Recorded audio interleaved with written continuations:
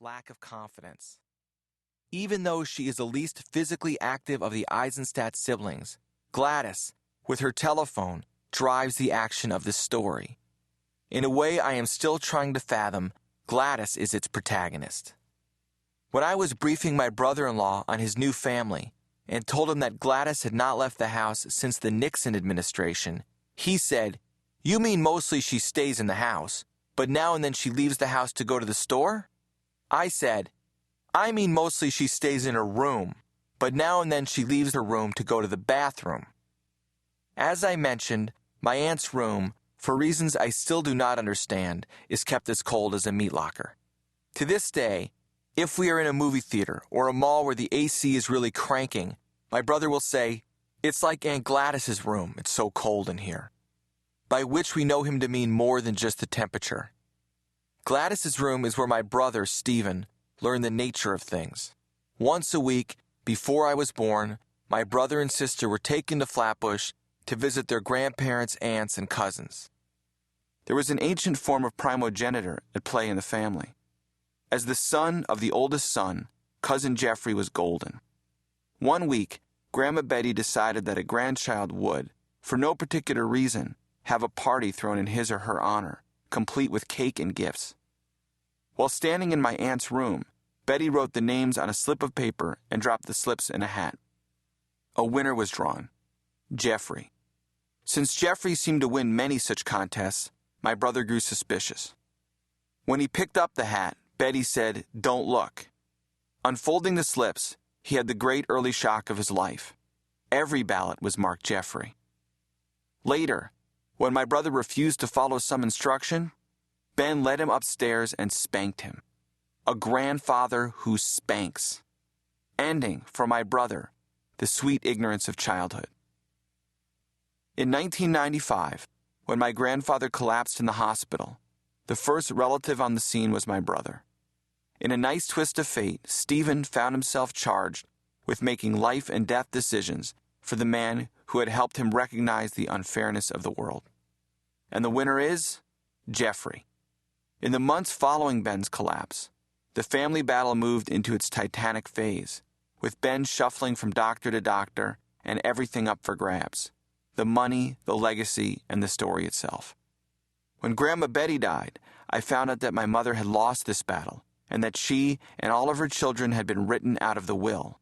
The factory and assets of the company are worth several $100 million. Betty's last words came in a legal document.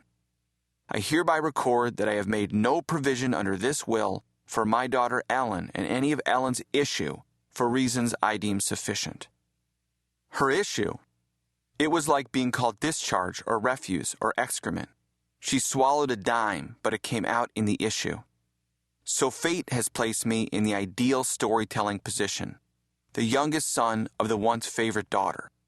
Outside, but inside, with just enough of a grudge to sharpen my sensibility. I am Napoleon staring at Paris from Corsica. All they have left me is this story. To be disinherited is to be set free. Cumberland Packing, the company that manufactures Sweet and Low, occupies a boxy building across the street from the Brooklyn Navy Yard. It sits amid the factories of Fort Greene, the last of the city's vanishing industrial base. The neighborhood is ringed by housing projects, dark windows looking out on the long skies over Williamsburg. In the summer of 2003, I drove to the factory to talk to my Uncle Marvin, the president of the company. I had not seen much of him since my grandmother died. I gave my name at the door and was told to go around the side of the building where my uncle was waiting. To me, Marvin is always 45, blonde, thin-hipped, and handsome, the kind of uncle who fixes things. When I was a kid, he took me on tours of the plant and had an ID made that showed my face in front of Cumberland's pink musical logo. He always had the newest gadgets and the biggest television.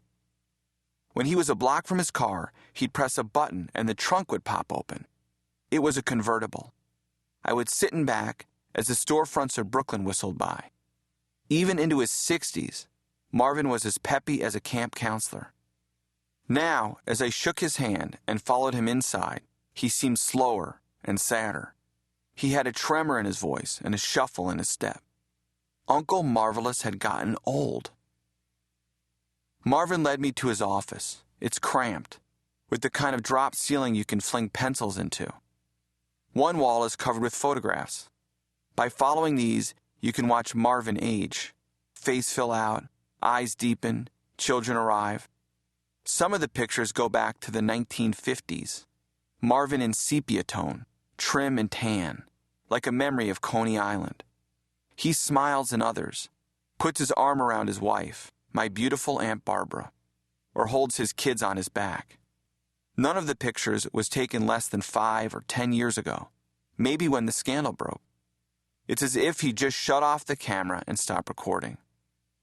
Most were taken on vacation, tropical beaches on Caribbean islands, the triumph of the Jews, across the Jordan at last. My family had been along on some of these trips, but there was no hint of us. Why should there have been? It made me blanch to see the familiar settings with his sister Ellen and her issue so neatly excised. Marvin wore a sleeveless fleece coat, an alpine wife beater or a muscle fleece, over an Izod shirt. His face was florid, as if one of those Caribbean tans had recurred like a fever.